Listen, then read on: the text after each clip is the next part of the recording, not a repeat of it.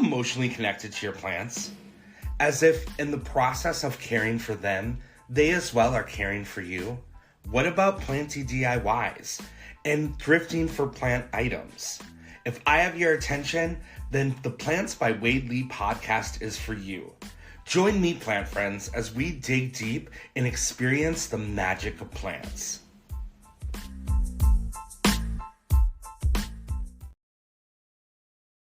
Hi, plant friends. Welcome to the third season of the Plants by Wade Lee podcast. I have a really cool guest today, Destin, the Texas garden guy. You might also know him from his podcast, The Garden Party. Definitely check out that podcast. It's super fun. I've had a really good time listening to it the last few days. Destin, welcome to the podcast. Hey, Wade. Thanks for having me. I appreciate it. Of course. I love that you are all things gardens. Vegetables from fruit trees to, you also have a love for succulents and cacti, bonsai trees as well. It's super cool. How did you even start gardening and having it become your life's passion?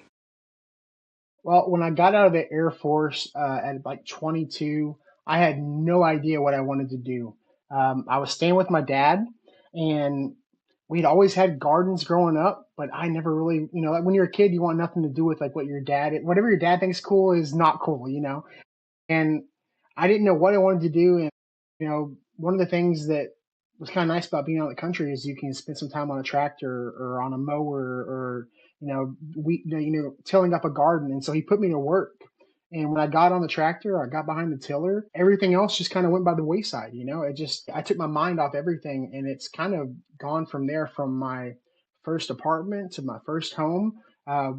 Jobs in life can be stressful. And so that's my way of like de-stressing is in the garden.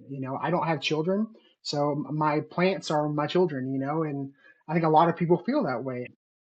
And so it's funny when people say like, yeah, you do a lot of stuff. And I was like, well, you think about like the times you're spending at like soccer practice and like, hockey, whatever, that's the time I'm in the garden. So like it kind of balances out, but it's definitely my therapy and it's definitely my passion. Yeah. Do you grow up in Texas? Yes. I literally live 10 minutes from where I grew up. I've always, besides the 4 years I spent in Alaska in the Air Force, I've always been in Texas. I love it. Awesome. Yeah. What do you like to grow? Anything and everything. It started out with, I was helping a friend build his garden, and so we lived on a third floor corner apartment with a big balcony. And I was like, man, I bet I can start growing tomatoes and stuff. So it started with the normal stuff like everybody goes into, like tomatoes, squash, peppers. And then I got my first house, and I was like, ooh, what are fig trees? And now I got a tiny backyard, but I got like 50 fig trees in my backyard. So I went from that, and then one day you start to make friends with nursery owners when you go there enough. And so I was helping my buddy close up his greenhouse for the winter, and he had this weird looking little trunk that didn't have any leaves on it. And I was like, "What is that?" And he goes, "That's a desert rose." And I was like, "Well, how much for that?" And he's like, "Oh, $20, just take it." And it sat in my greenhouse all winter long, didn't do anything. And then come like February, I start taking stuff out of the greenhouse, and I'm noticing it's got these blooms on it. And I'll say, "What is this?" Every time after that, it starts accumulating. I don't see them very often, so I got to get them. Now you're starting to see them at like Lowe's and Home Depot and stuff are starting to carry them. And then it just, you go through trends and phases and waves of stuff that you like. And now I've got like 40 desert roses, 50 fig trees, and just I'm a plant hoarder. Anything and everything I can grow, I'm growing. That's awesome. And you eat off this farm, or off the gardens, and there's all sorts of things that you do. Potatoes and corn. What is the soil box? Can you talk a little bit about that? Oh, the blocks? Yeah, the soil. They look like plugs, but you're calling them their soil boxes, right? Yeah. And so I had heard about, when you talk to people about seed starting, there's, farmers and gardeners that are buying the individual seed starting trays or the plugs, or there's people who are like soil blockers. And a soil block is like this little stainless steel stamp. You make your soil and then you fill it up and you pop them out. And I just started messing with those this year, and I was seeing amazing germination rates with the soil blocks. And so like I'm kind of like sold on them now. I've got all these seed starting trays. I'm gonna probably donate to people because like I am set on the soil blocking. It is, if you haven't messed around with it, it's a lot of fun, Yeah. and you can use What it for is a it? lot of things. Yeah, so instead of taking like a tray and filling the tray or the pot with soil, you literally make a mix. You take usually like a fine seed starting mix, and then I added some perlite and a little bit of worm castings, and it literally is like a little, I wish I had it. It's in the garage, but it's like a little stamp, and you pack it full. You pack like a box, tightly and compact, and then it pushes it out, and you have this really finely compacted block of soil, and you plant your seed directly into it. And the idea is, as the roots grow, they're going to be air pruned. They hit the outside of the block, and then they stop, and then you get all these little micro roots. Also, it helps with transplant shock. So stuff like cucumbers, squash, anything in the cucurbit family has a really hard time doing like a transplant because they just have hollow tube, stems. And so I experimented with that this year, doing soil blocks. Even corn I did with soil blocks, and I had really good transplant rates. I was blown away with how easily they transplant without that shock. Because then you think about getting pushed out of that cell and then into the ground, and it's just stressful. So if you can Yeah. avoid that altogether, it's just a cool new way to do it. I'm hooked on it. I'm gonna try everything this way now. It's so much Yeah. fun. I've been watching it and I'm like, wow, this is so. Because I work as a full time gardener at a museum. We do a lot of botanicals, and it's just like, I'm like so sad at how many of these little babies I end up ruining because you gotta fight to pop them out and they're so fragile. But so this sounds like a really great alternative to Yes, seed starting. and a lot of people are trying to get out of using plastic, with their gardens and stuff. And so it's a way to save money and not have to use as much plastic when you're gardening. Because someone like me who's starting like a couple hundred seed starts a year, that's a lot of, I reuse a lot of pots and stuff like that, but it's a lot. There's certain things that you can't be, reused that many times. So they just go straight to the recycling bin. But there's so much waste in the plastic industry with gardening. So like, any way to, kind of, if you're going to use seed starting trays, make sure you don't use the single use ones. That's what I always say. The ones I have, I got a couple different varieties, but they're so heavy duty. They're not made in China. They're almost 100% recycled plastic, and they're dishwasher safe. Like when I'm done with them, I'll rinse them off and I'll throw them in the dishwasher and sterilize them. Like it's perfect. So if you're gonna use seed starting trays, at least don't, spend a little bit more money and don't buy the single use, the flimsy ones that never last. Never lasts. Yeah. Yeah, because the ones that we have too are supposed to be long term, but I'm like, after two or three pushes, it's just the plastic's broken, and yeah. It's insane the amount of plastic waste in our industry. Yes. Well, and I know a lot of nurseries do reuse their pots Yeah. because I actually have my nursery license through the Texas Department of Agriculture. And so, like, I know what it costs if you got to buy pots. You got to buy pots or trays or, the trays to go in the pots. Like, it adds up, man. It really adds up. So, a lot of nurseries will be reusing their stuff. But, like we were talking about earlier, a lot of those plastic pots are thin, they rip, and you got to double stack them. And it sucks, but it's just kind of part of it, it seems like. Yeah. What was the trajectory of you becoming the Texas garden guy? The podcast and social media, like, were you on social media prior to really finding this passion of gardening? And then what made you think, like, oh, I'm going to throw this onto social media and then blow up? You have such an amazing following. And also, the things that you talk about um, are so relevant. Like I was in the garden the other day and I turned the water on and it was like almost boiling, like burning my hand. And I thought, God, I need to like really, let this water flush out first. And then I literally, like the next day, saw your reel about doing this. And I'm like, wow, these are the things gardeners need to know. And so I'm really excited to hear how this all transpired for you. Yeah, no, well, thank you for, for saying those nice words. I really appreciate it. Before I go back on that hot water hose one, most of my videos like that are like on the spot. Like I was literally shooting another video, and my wife is usually my camera person, and I went to go water the corn that I had just transplanted from the soil box, and I was like, "Ooh, that water is really hot," and I was like, "Hey, real quick."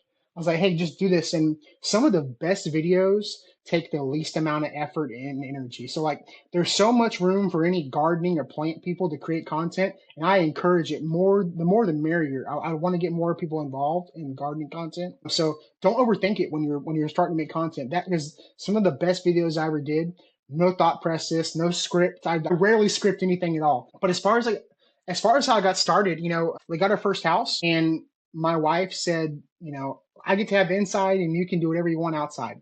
And I was like, cool, that's all I really want.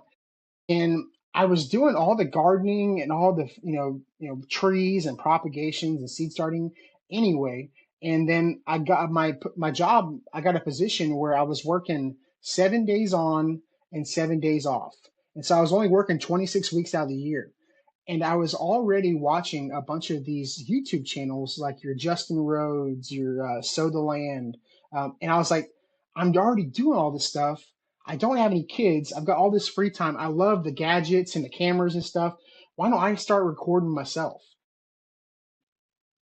I started off as like HOA homestead. I was like, I'm gonna homestead like in the HOA and do stuff like that. And then, starting off on YouTube, it's so frustrating because you spend all day recording, you spend all night editing, you post the video, and it gets like 20 views, and you're like, and it goes on for like a year. And I'm like, how am I gonna keep doing this? Well, I ran into my buddy Farmer Froberg, Tyler Froberg. He lives. We known each other for years. His wife was actually my wife's principal, and so Wow. I went and hung out with him for a day and did like a tour of their farm and everything. He was like, "Dude, have you heard of TikTok?" And I was like, "Yeah, I don't want to be on TikTok." I was like a purist, There's some people like I'm purely a YouTube creator, and you get that in your mindset, and you're like, "I don't want to be on TikTok." And he said, "Do exactly what you're doing on YouTube, but do it in 60-second clips." And I was like, "Cool." And this is right as the pandemic was going on, when gardening and plant TikTok just Just took off. blew It up. blew up, man. So one day, the TikTok was going pretty good. The Instagram was like I went I focused all my energy on TikTok, and then when I got over 100K on TikTok, I focused a lot of my energy on Instagram and cross posting. Every time I post on TikTok, I post on Instagram. So I hit 100K on Instagram. I was like, okay, well let's go on Facebook, and then it all came back around to YouTube. So now it's like close to 700,000 on all the platforms, but I came up with the idea of Texas Garden Guy because I was like HOA Homestead, Destin Noak. I was changing my name every 6 months. That's like the most you can allow. And I was on a text chain with Froberg and my podcast host Gardening with Dez. And I was like running names by them. I was like Texas Garden Guy. And they're like, that's it. That's it. And I was like, okay, I'm gonna lock it in. And the rest is history, man. It's Yeah. just So awesome. I needed something to ring. It's finding your name and sticking with it is a hard one to do. It's hard to do, man. Yeah, yeah. I struggled with that too. I came from the hair world, and I had 20,000 at the largest in fashion, and I was like, oh, do I just switch over this account to a plant account? And then what do I name it? And I'm just like, no, I need to like start this from the roots. Like these hair people don't want to see this plant stuff. And I was like, I guess I'll just go with Plants by Wade Lee. Like what? But it clicks and it works, and people know right off the bat what you're gonna get. It's about plants. So I think that's funny. And I too was like such a purist, like or maybe not even a purist, just like I'm an old man. I'm not getting on TikTok. Like, I'm in my 40s. What am I going to do on TikTok? But yeah, I've gotten pleasantly surprised about the interactions on TikTok. People are hungry for this stuff, and they want those quick second sound bites. Like, hey, get the water out of your hose before, Yeah, yeah. which is great. And what did you like think? Like, did you realize that this was going to be? You do this full time now. No. No, Well, still don't. no, No. no, no. Surprise. I mean, if I definitely work for at least 40 hours a week on the content, but I have another 40-hour week job as well. So I have multiple full-time jobs. This is just, you can't really call it work when you enjoy it as much as I do. Like I love the interactions that I get from people who, we started a garden party. There was a radio host here in town in Houston that died, and it's called the Garden Line. Yeah, with Randy Lemon was his name, and he tragically died like really fast. And they were kind of panicking and trying to find like a host for the show. And I auditioned, and another guy I know auditioned, and a couple more people, and I kept getting lawn questions and lawn and grass questions, and I'm not a lawn and grass person by any means, and so I didn't get the job, but my friend did, and I was excited for him, but seeing behind the scenes like the radio show and how it works, it's like you get to talk for 5 minutes and you get 10 minutes of AM radio ads. And I was like, man, for like an hour of radio, I get to talk for like 20 minutes. So I said, I'm going to start my own show and do it exactly how I want to do it, bring in guests that I want to talk to, and not have to worry about anybody telling me how I do anything. And that's where the garden party came from. I had met my buddy Phil's Figs from North Carolina because we love figs, and then Des, who is my friend for years now, came along as she popped in, and it's just been that is the least amount of work. And the podcast every Wednesday at 7 is the least amount of energy I spend, but it's the most fun I have because we don't edit anything. We just go live, and it's like your buddies in the nursery talking. Yeah, That's all yeah, it really is. yeah. That's awesome. It's fantastic. So like I don't look at it as work. It's my passion, and I love it. If you make a little bit of money or whatever, that's fine. But like it's so much fun, and I enjoy doing it. It's so Yeah, much it's fun. connecting to people who love to grow is just a really special niche of people. I think like they mostly care about the environment and family and friends and having connection, which has been also such a blessing too for me doing this show. I thought, what am I going to end up talking about? I'm going to do three episodes and then that's it. But it's been now going on to the third season and talking to like botanists and authors and uh, you know professional horticulturists. It's been such an amazing ride. What has been like the most intriguing guest that you all have had on the podcast? Man, that's a really good question. We've had a lot of really good ones on. I always like we had a British person come on, and it was interesting because she stayed up till 1 a.m. to come on our podcast because we do it live. We do it completely live, and I love the interactions. The most intriguing thing about the podcast in general is seeing the same people come back every week because we bring on guests and then their fans come and watch, and then some of them hang out and become our fans. It's like we've had a lot of cool guests.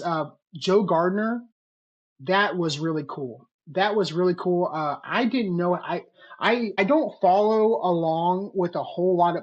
Back when I started making content on YouTube, you'd watch someone's channel, like binge watch, and you go outside, and then when you go back and watch your stuff to edit, you notice yourself doing all people's mannerisms and talking the way they talk.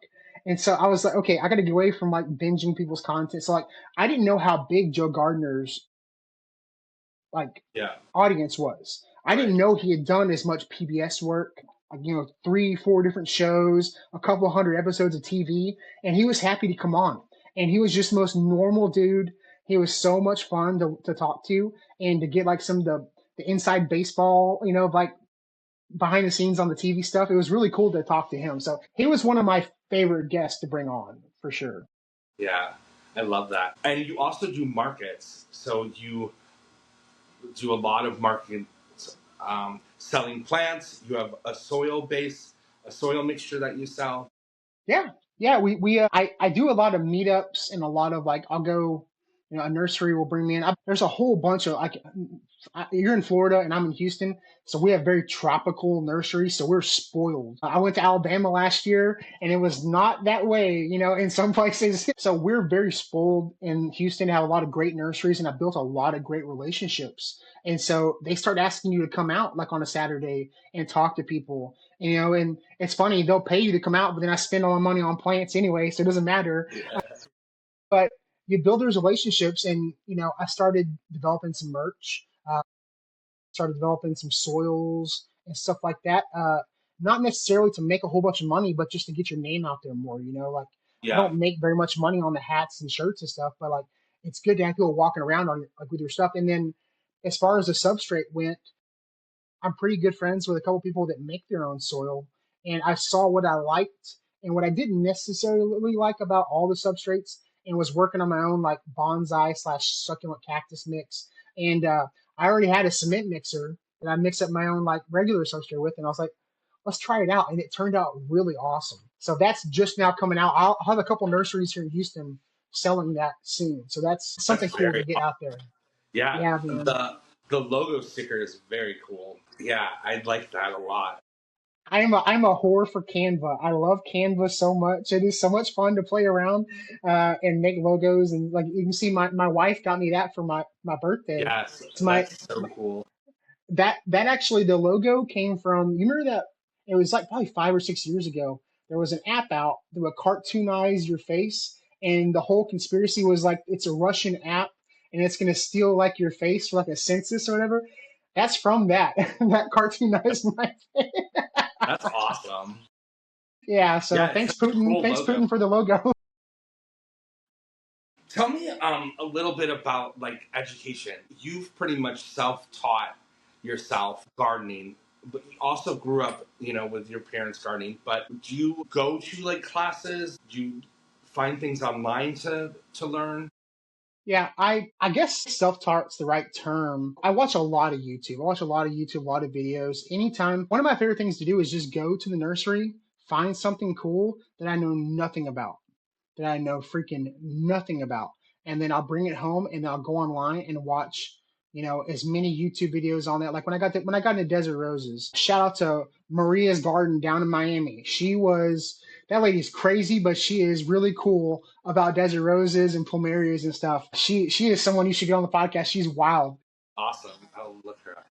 Yeah, but she showed me that, and it's also how I met my buddy Jerome from the Bonsai Supply, because he had a bonsai desert rose video, and so it's led me to meet some new people. And then I like books. I like the whole shelf over there is garden books, and so I'll get those. And I wanted to do the master gardening class here in my county. It's just working a full-time job and then doing this and then doing that would be entirely undoable. Insane. Yeah. So, but I feel like my education comes through other people, like the podcast. I've learned so much on the podcast from the guests we bring on, and then watching other people's stuff.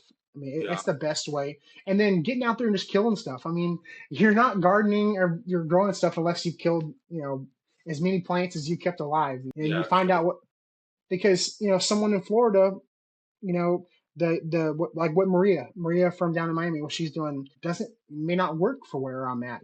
Just one, from Houston to Austin is a completely different climate. What works here does not work there. It doesn't rain but maybe once a month over there. It rains once a week here in Houston. So like it's just, traveling around to different nurseries as well has taught me a lot, and learning a lot from the experts, and I'm more Yeah. of a Getting hands-on your hands person. into the dirt. Yeah, Totally. for sure. Dustin, one thing that I have to say though about your videos and what you do is you do have proper botanical nomenclature, which is very, very important, I think, in this industry. Like, you always share the botanical, scientific name, which is super important. I was just talking to a professor from UCLA, and this is her biggest thing that is so annoying to her, to like see so many people up and coming that are not using proper nomenclature, and just selling plants for whatever name they come up with. So I think it's really cool that that is something that you have really been structured to do, to share the true scientific name. I think it's really important because you'll have people that want to grow some of the stuff that I want to grow. And say if I say like a, what do we call it? Like a brugmansia. They call it like a moon vine or whatever. A brugmansia is different than like a regular, I always forget what they're called, but they're the native like moonflowers. They're different. Or no, angel's trumpet. Angel trumpet. If Angel you say trumpet. angel, yes, if you say angel trumpet, that means it could mean a brugmansia. It could mean some other stuff that like is native. Like it's a million different things. Desert rose, jade, dwarf jade and regular jade are not the same. There's a bunch of different varieties of dwarf jades. So it's really important, and I'm glad you said that because I will continue to do that, especially now that I'm getting into like pachypodiums and adenias and things like that. It's really important, and I've had people correct me too, like, hey, that's actually a pachypodium rosalatum, and not you can Yeah, really you can get into the weeds as much as you want with some of that, but as many it helps, it saves me time because I get a lot of questions. Hey, what was that? What was that? And so now it helps me out not having to reply so many times as yeah, well. yeah. So yeah, What what's next? Like, what's next for you? Do you see a book, a world tour? What kind of do you have on the horizon? man, I would love. So last year I went to Alabama for uh, a homesteading meetup or whatever. I drove from Houston. It was right after the hurricane was going through Baton Rouge, and I was like literally driving through Baton Rouge 2 hours after like a class 3 hurricane had just gone through or whatever. And I vlogged the whole thing. I vlogged the whole thing. While I was there, it was really terrible weather.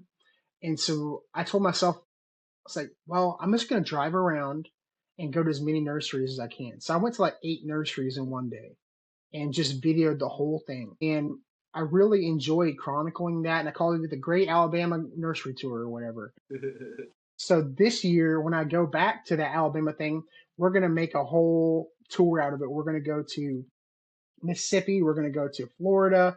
I've only been to Destin once. I'm actually Destin Junior. My dad is Destin Senior, and he was conceived in Destin, Florida. My grandma is from Pensacola, so Cool. and and so I've only been through there one time, like on the way to Disneyland or whatever. So I'd like to go back, and I know there's a lot of cool nurseries in that area too. So I would love to go spend some time. So traveling around, seeing some new stuff. I'd love to do a book. I just don't know when I'd find the time to write. Right. I'd have to just like dictaphone it and do that. I don't know. But there's a bunch of things coming up, a couple opportunities that kind of move me more into the green industry. But I'd like to do this more full time. I'd like to spend less time in my other industry and do more stuff in the green industry. So we'll see what happens. I've got some things coming up. I've got some news coming through soon to May I announce. ask what your other occupation is? Yeah, yeah. So I work for a company that does electrical construction. So we build like substations and all kinds of stuff like that. Like, we have linemen, we have electricians, we have testers. So I just moved into a management position about a year and a half ago. I'm in a spot where my boss, he appreciates my what I do on the outside.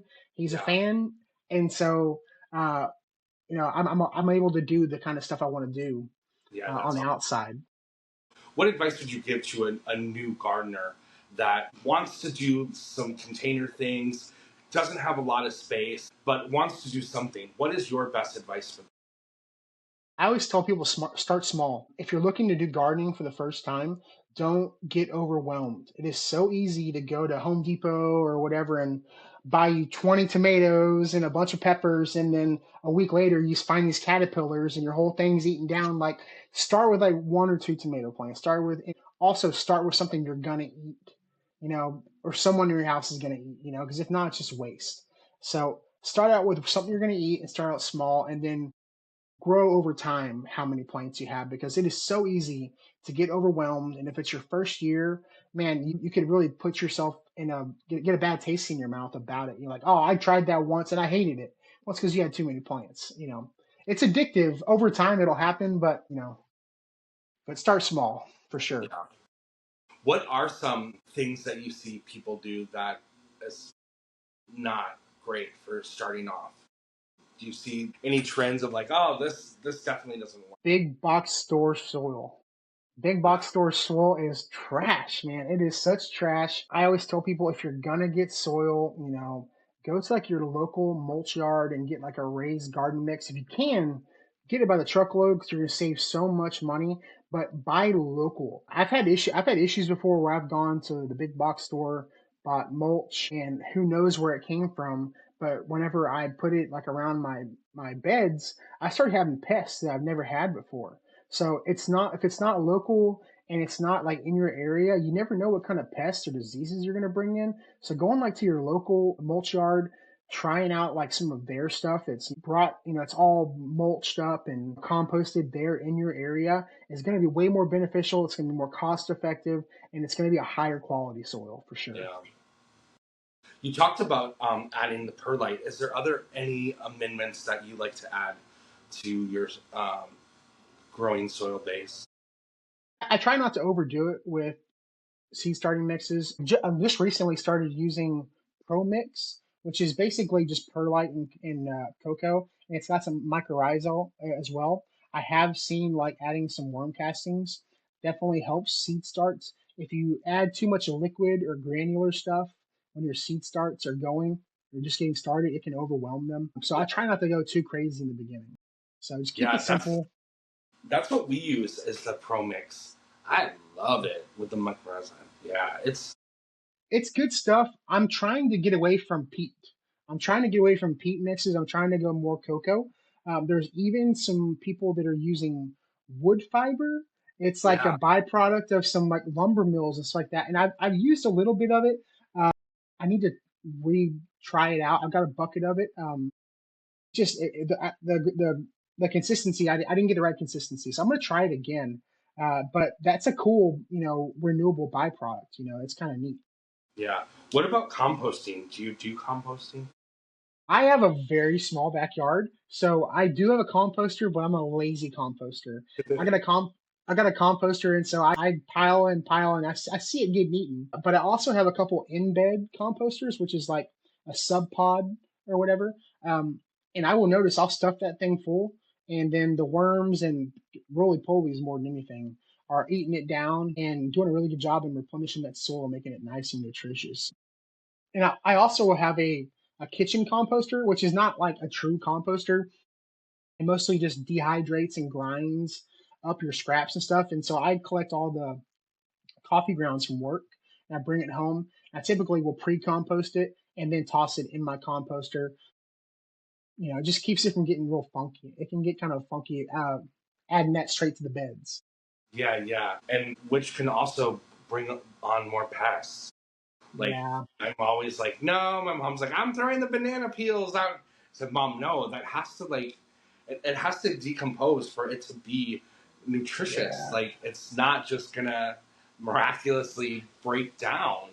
Like I got my eggshells out here. I'm like, okay. I'm glad that you think this works, but The way I think about it when I get the people talking about putting the coffee grounds out in the garden to acidify their soil or the eggshells, I'm like, well, at least it's not going into the landfill. I mean, it's not going to hurt anything. It may attract rats or pests or stuff like that. But I'd rather them do that than put it in the landfill. If I'm being honest, it's not going to hurt anything, but I don't think it's going to help either. right. At least not immediately. So everyone can find you on Texas Garden Guy. You have a website. No, I don't have a website. I probably need one, but I mean, if you search Texas Garden Guy, you're gonna find me. I'm on all the platforms as Texas Garden Guy. You'll find me. Yeah. Awesome. Destin, thank you so much for having this plant chat with me. I really, Oh, no really problem. appreciate it. It was so much fun. Absolutely. Anytime, Wade. Anytime, man. And we Yeah, need to get you on the garden party too. I'll get you some dates and you can come on over. that'd be awesome. I did my first podcast not too long ago with Growing Joy with Maria. So I'm ready and roaring to go to do more podcasts. I love this platform to chat and, and have other people like chime in and the comments and the DMs where they're like, wow, you said this and I started doing this and this has changed my life. Like those are the moments that I love because like you said, Yes. we're not making any money off this, but Right. it's definitely fun to have this community and talk plants. Absolutely. Yeah. And especially now, in 2025, there's so much going on. The one thing people can like relate to and have in common is plants and gardening. I'll have conversations with people and we'll just talk about plants, gardening, dogs, all this stuff, and nothing else comes up. And it's so nice because, you just get sick of everything in the news and everything. It's such a great way to turn it off and just enjoy communicating with people. It's so nice. Yeah, yeah. I know. I remember, in the salon when I worked in the salon, and people would bring up stuff, and I would be like, I don't even know what you're talking about. Like, I've been in the garden. I have no idea. Terrace? That is I don't even know what that is. Like, I'm in that, the garden. Like, that needs to let me. that, that needs to be a shirt. Like, oh, is there a revolution going on? I was in the garden. I don't know what's going on. Right, right. That's awesome. Awesome. Well, thank you so much, Destin. Have an awesome day. All right, you too, Wade. Thanks, bud. Yeah. Bye.